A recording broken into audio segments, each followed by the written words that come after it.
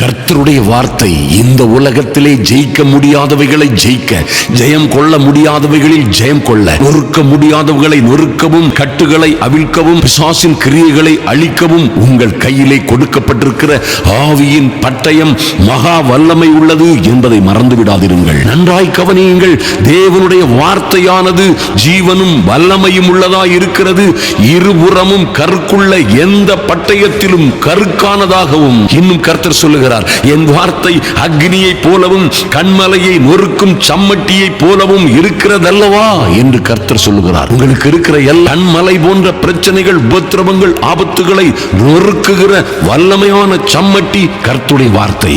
உங்களுக்கு எரிக்க முடியாத மந்திர சூனியங்கள் எல்லாவற்றையும், எல்லா தகடுகளையும், எல்லா பிசாசின் வல்லமைகளையும், அதிகாரங்களையும், வலைகளையும் எரித்து தள்ளுகிற வல்லமை தாவீதின் பட்டயம் ஆகிய கர்த்தருடைய வார்த்தையில் இருக்கிறது.